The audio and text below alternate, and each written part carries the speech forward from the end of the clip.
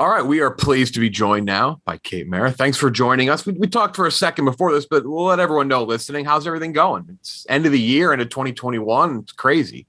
Yeah, I can't wait for Christmas and the holidays with the family. It feels different than last year, I think. We've got like a little bit more, well, with like the booster and the vaccines and things, it feels like it's slightly safer. So I'm excited for the kids. Yeah, I guess. I mean, who knows? Yeah, it's at this point, it's like it feels like more of a crapshoot this year. Like, okay, all right. I do know I need to like actually Christmas shop this year because last year I felt like I could get away with not having things ready. It was like I had a built-in excuse, and now not so much. That is an issue. You're right. I think that's a problem. We have a lot to talk about. Let's talk about this. We've done obviously movies, TV shows. We've done podcast series, but this is a bit different. Podcast movie, yourself, Adam Scott, Ghostwriter, about a former journalist who reluctantly accepts a job ghostwriting a new murder mystery novel for an eccentric billionaire. As they collaborate on the project, questions and suspicions begin to arise. Different than a lot of things we've talked about on major podcast platforms. We could describe it, however, you're in it. Let people know like what is different here than even just your normal podcast. This is a feature-length movie just in the form of an audio podcast. Yeah, I mean, there's something sort of old-fashioned about it that I like. That, you know, if you're just closing your eyes when you watch a film, that's literally the same experience as this.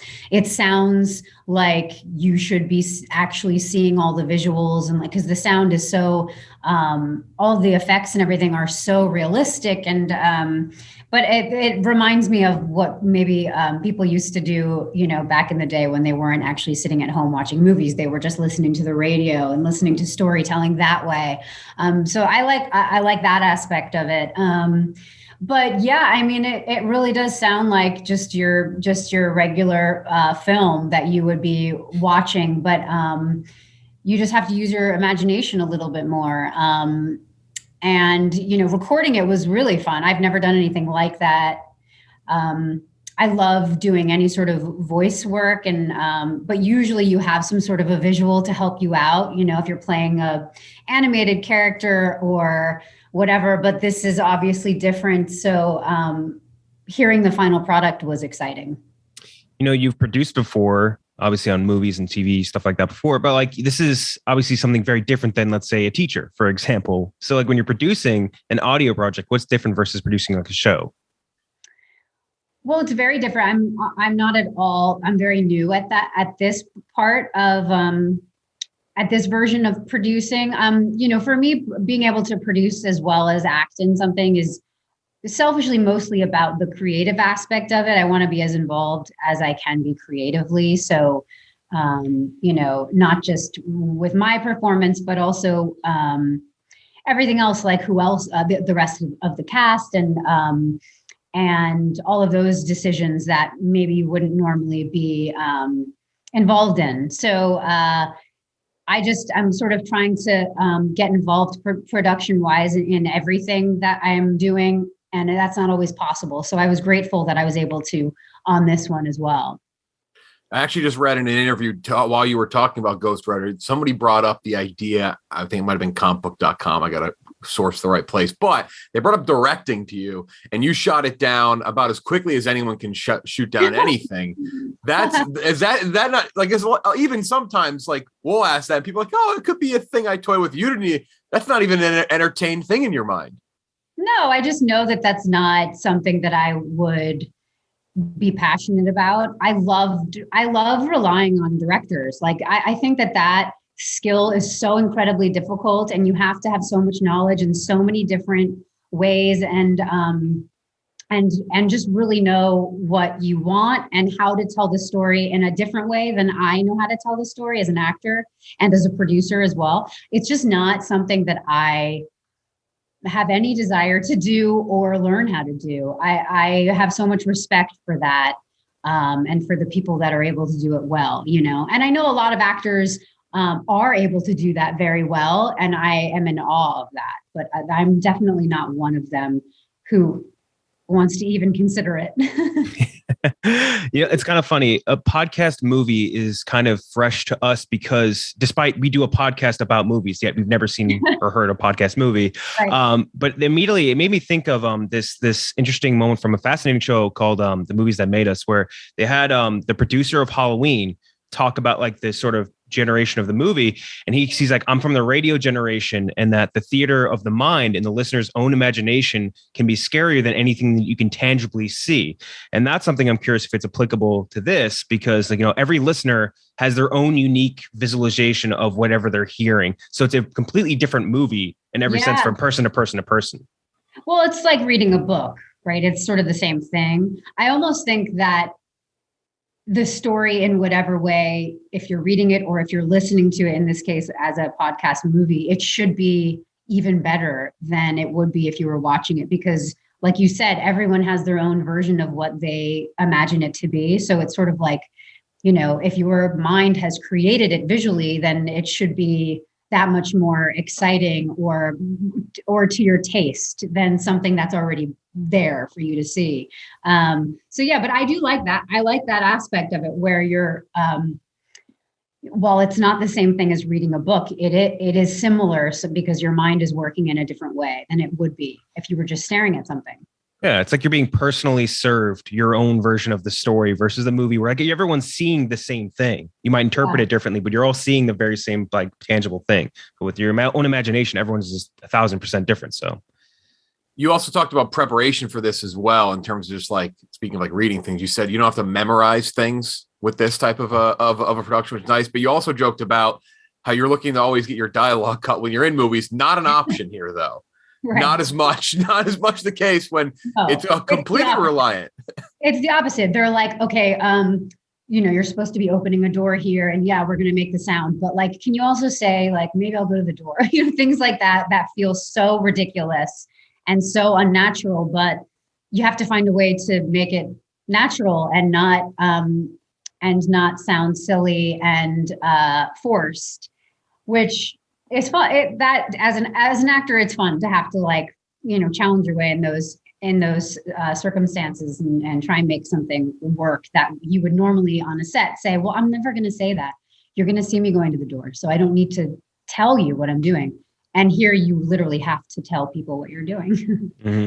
We were going to save it for later on, but I think it makes more sense now because, again, still talking about Ghostwriter on all major podcast platforms, feature-length podcast movie. You were in a movie with, speaking of very well-known, respected directors, Ridley Scott, The Martian. He recently commented he had a movie that came out recently, The Last Duel, underperformed at the box office, and he had a quote that made its way around the web, said, I think that what it boils down to, what we've got today is the audience who were brought up on these fucking cell phones. He was not very happy. But it brings up these alternate types of forms to consume feature-length stuff, whether it be like this, Ghostwriter. You've been in plenty of traditional movies. I mean, it's crazy to say it, but like one of the first really big, I guess, prestige streaming shows with House of Cards. Like you've are a great example of someone who embraced all of those. Is that something that is more of a like adapt to the times? You just truly enjoy any form of it? Because right now it's, no matter where, you have to kind of consume content everywhere, or in your case, make it anywhere. Yeah. Well, I think it's both of those things. Like I like to be in the business of telling stories in whatever way that works in the times that we're in. And obviously it's constantly growing and changing, and you have to sort of grow and change with it. But I also love the traditional, there's nothing better than the traditional experience of going to a movie theater with the lights dim, surrounded by perfect strangers, really experiencing a movie. I think that whenever it is that there is a new medium, though, because you are, like you said, you like traditional media, but you're still, I would say, a trendsetter, so to speak. Whenever they figure out a way to beam movies directly into someone's head, I feel like you'll be in the first one. The first one there. I hope so. I hope that I maybe create that so that that seems like a good way just to kind of retire. Like once that is tech you create, I think you don't need to really work anymore after that. I think you just kind of. So we're podcasters. You're a movie star, and you made the jump to being a podcaster. How easy do you think it'd be for us to make the opposite jump? You think we could just be a movie star? You're on our turf now. I feel like you guys could teach me a lot. I feel like I made a couple podcasts, and you've been doing this for how long? Oh, like 3 years. We're Okay, so good. experienced. I've been acting for like 25 years. So I think I win that. Just the smallest leg up. You are a podcast person though. I saw like you do listen to pods and stuff too. Does that has to help? That has to help, especially like make a choice. Like, oh, why not do this? Like, I like these. And you said you like murder mystery stuff, so that adds to it, right? I love it. I mean, when I'm in the car without my kids, I will listen to podcasts. Like that's all I listen to now. So now you have to be careful what you're listening to when the children are in the car. But yeah, I mean, it gets, especially like if you have a long way to drive to work, it's something to really look forward to. I mean, there's so many good podcasts these days. So I'm just happy to be a part of that world, Well, if you ever need a podcast to talk about recent movie releases, but also talk about chain restaurants for the first 10 minutes of almost every episode, this is the podcast for you. Oh, you guys talk about restaurant. Oh, interesting. Okay. Yeah. Wide variety. It's like really variety hour. Yeah. Nostalgia. Which restaurants did you talk about before I jumped on here? Oh, no. So it's not like this isn't what do you call chronological. So you'll be inserted into it after. So you can pick for us. What should we discuss? Make a choice. Well, do they have to be in a certain city? Like what's the, no. And this is you're talking chain restaurants. Yeah. I have a good one that I just experienced when I was in Atlanta. I'm shooting a series in Atlanta. There's a place called The Slutty Vegan. Ooh. That is familiar.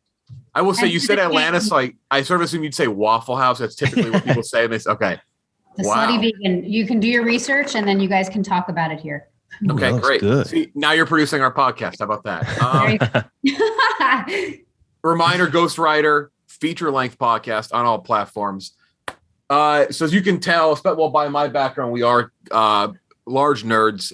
So we do like comic book stuff. We won't hang up on the classic, would you ever do Fantastic Four? But I do want to ask, because you've actually given some pretty open thoughts on that movie. We interviewed Matthew Vaughn a while ago, and he gave a very, very candid opinion on the movie, talking about how his frustration with the studio. He's like, I thought probably should reassess this movie. And they were like, nope, just keep on doing it. He said that was always very irritating to him, that they didn't reassess things. But you called it a horrendous experience, said you regretted not standing up for yourself, but more of a big picture question just about Fantastic Four. How has the fallout from that movie shaped like how you take projects, how you look at projects? Is that, I imagine it's altered things a little bit for you, right?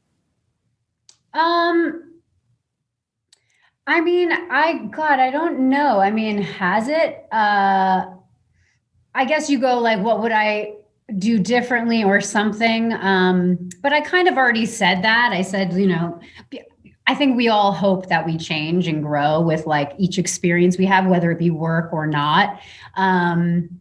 And I think just like I think the thing I keep learning over and over again, I think a lot of us learn the same lessons over and over again in our lives, is that like, if you have to follow your instincts. So if your instincts are telling you, say this thing to this person, or this idea feels like it's not going to work, or, et cetera, you're probably right about, again, though, I'm married to my co-star from that film. Right. I don't have any regrets about being in that movie at all. And I'm still friends with MBJ and Miles. Like, I love those guys so much. So I don't have regrets about it, but I think it's just one of those things that we do continuously learn. And it wasn't just on that job that I learned this. It's like, follow your instincts, because they will lead you to the right places, I think. So Fantastic Four is obviously being folded into the MCU now. You've previously been in the MCU as, I believe, an Iron Man 2. You're an FBI agent, right? I was like, what? I didn't know what you were talking about. But cool. Very small role. So this was, I feel like it's almost like you jumped on the trend before it really happened. Now, like everyone's getting involved in MCU or DC or whatever. They're getting into these sort of things. Is there another superhero role you would think you would take? Is there like, put me in one? Yes, I don't care. Whatever, just put me in one. I would love to. I don't know. I don't know which really great characters haven't been like those stories haven't been told already. Maybe you guys are nerds. You could tell me what I should be pushing for. Help me out. We're off to start the campaign because we did for sure 100% get J. Jonah Jameson back into Spider-Man because we made him read a line as J. Jonah Jameson again. We're like, yeah, you should be in it. We campaigned for it. And then lo and behold, he was in the last Spider-Man movie. So we got him back in. Okay. Actually, I just feel like everyone we talked to who was in a comic book franchise and then wasn't anymore technically, Aaron Taylor Johnson, his character died. He got recast in Spider-Man. Yeah. Vincent D'Onofrio, they took down the Daredevil series that he's literally back in. Oh, he's Marvel so good. As of this morning. So I don't know. Maybe we have that touch. I don't know. Maybe if you guys say it, it'll happen. So Charlie Cox too. We did it with Charlie Cox, and then they announced he was going to be the Daredevil for MCU. He does have an odd people. What? Okay, so you guys, this better work. We're good luck. In some way. I don't know who I will play, but I would love to. Also, Disney, if you're listening, money, please, we would take it. But yeah, so okay, yeah.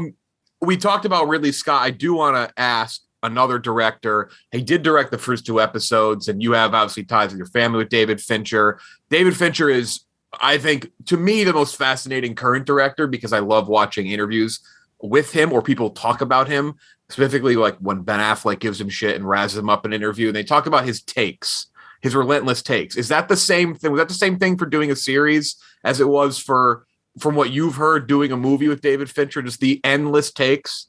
Oh, yeah. Yes. And he's still one of my favorite directors ever to work with, even though it was crazy. But then you watch it and you watch the TV or films that he makes and you're like, oh, well, obviously he's on to something. Well, because he mentions he uses I've watched interviews where he uses the words like precision. Like he's very about much precision. And even like behind the scenes of the Social Network is one of the most fascinating. I know. Isn't that still fun to watch? It's even there's an extra in a scene where it's like a guy as Bill Gates is talking and he moved the extra like 50 times. It's like, all right, you need to now, this person went in there just to sit in the room and then she was choreographing moves to get out of the camera. Is that like we're working with a director like that, like a Fincher or someone along those lines who is so clearly obsessed with you? Does that just elevate a project so much more because they just love it? Yeah, but also what it does is then because his attention to detail and directors like that, like also Ridley Scott's attention to detail, you go like, it kind of ruins it then for most other directors because you're like, why aren't they noticing, that I chose to, do XYZ and I wasn't doing that before? Like, is this a problem that they're not noticing it, or do they like it? Or, all these things, even just like Fincher's attention to detail when it comes to even costumes, like the length of your sweater. Like, I don't like that it's like that. It should be like that. Things like that. You grow to really appreciate that and really crave it, So yeah, of course, it definitely affects the way you look at, I think, the way other people direct. That's so weird thinking about that from an acting perspective. Because I think for most of us, like at most, we'll maybe get a new boss every like 3 years. You have a new boss every project. And when you're on a series, like I'm doing a limited series right now again. And just like House of Cards, it was like, Fincher did the first 2 hours and then a new one did the next 2 hours and then a new one. And it's the same thing on my series now. And you either get used to a certain energy or not, or you're like, oh, I want the next one energy, next person to come in or whatever. And yeah, you do have to constantly sort of like change your dynamic with your boss. I mean, it feels more like a collaborator, especially on a limited series. It's different than a movie where it's one person whose vision is the whole thing. A limited series is a little bit different. But yeah, it's weird. That's interesting because I feel like we don't always think about that, especially as like myself or Kenjack as a viewer who's not in the business. You don't, especially with limited series or longer, you don't think about like the individual director for those episodes. Like, do you ever have you ever been in something like that where you see such a stark contrast in, like you said, energy or style? You're like, whoa, is this really going to work? Is it the same show from the previous episode that was just filmed or directed? Yes, I've definitely thought that or experienced that. And then in that case, I think, and I still haven't figured this out yet, but I think what you rely on in those circumstances is if whatever the studio is, you know, in my case, most of my series have been with FX, but or recently, I would say. But either the studio and you're really just hoping that they have a real handle on it, or whoever the showrunner is usually the person that you hope to rely on, who's really going to make sure that every, you know, episode flows and that the series stands, you know, as a whole and not just the episodes individually. Otherwise, obviously the story as a whole wouldn't work. You know, it's kind of interesting to think about just this in the same sort of context as Ghostwriter, as far as like visualizing what something looks like. When you're reading like a thriller, if like you're reading your scripts for House of Cards, or you're reading your script for Ghostwriter, like, do you kind of like get kind of, let's say, caught up, or is it as gripping to read a script as it is to see it like play out in real time as you're doing it? I think so. Yeah. I mean, if it's well written, it absolutely is, especially because if you're playing a character and you have no idea what they're about to do or about to experience, it's like, it's very thrilling because you're just like trying to get to the end to find out, you know, what story you're about to tell if you're not aware of it already. So yeah. And, you know, there's something about that I find exciting, you know, if you're a part of a show like House of Cards, I knew what was going to happen, so that was a little different. But it's still, I hadn't read, you know, the last couple episodes, even though I knew what the idea was. It's still exciting to actually read it on paper. And the show I'm shooting now, I don't know what happens in the last few episodes still. So it'll definitely be a page turner once you get the actual scripts, for sure. Okay, we got one last question. Reminder, Ghostwriter, podcast movie out on all major podcast platforms. We ask everyone this at the end of the interview. We call it a 6-pack of movies. So just 6 movies. It could be anything you want. Could be your favorite movies, could be guilty pleasures, ones you've seen recently that need more hype, anything you want. Oh God, this is such a horrible question. The only one that comes to mind immediately is E.T. I was wearing an E.T. sweatshirt before. Great pick. I know, it's the best. I can't, that movie I will never, ever, ever get sick of. It's just the absolute best. Okay. So yeah, E.T. is up there. The Sound of Music is a movie that really affected my, I mean, it's one of the reasons I think I'm an actor, probably. I grew up on that film. Another one that I grew up watching, which is a little bit weirder, and me and my sister used to watch all the time, is called Lady Jane. Did you ever see that movie? It was starring Helena Bonham Carter. She was like 17 or something. We were very obsessed with it, and it's kind of dark. And so those 3 come to mind. The Labyrinth I used to be obsessed with as a kid. I don't know, movies as a child, I think because I now have kids and I'm wanting to choose, like, you want to choose wisely when you show them certain things, you know, certain films you can show them. The Sound of Music, you can probably show them anytime, although it deals with some heavy stuff. So you could fast forward, I guess. How many movies was that I named? 3 or 4? You got 4. 4. What else? You can name your own too. It's always on the table. Oh God, I don't think you could. I'm gonna say Alien because one of my kids is named after a character in one of the Alien movies. I won't say what the name is, but I'll give you that little hint. That's a good reason to pick it. Yeah. And then there's one, I need one more.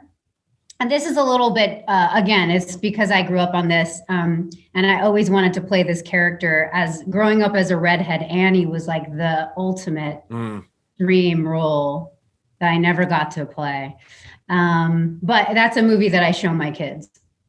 Annie, all grown up, feels like very much a 2020s movie that gets released in this climate of remakes and reboots. Thank you so much. This has been a blast. Happy holidays to you. Ghostwriter, check it out, all podcast platforms. And don't forget, if you are standing on a comic book movie set in like 2 years, just be like, oh, those two bearded white yes, guys. I'm going to give you guys all the credit. Thank you so much. Thank you, guys. Thank you. Take care.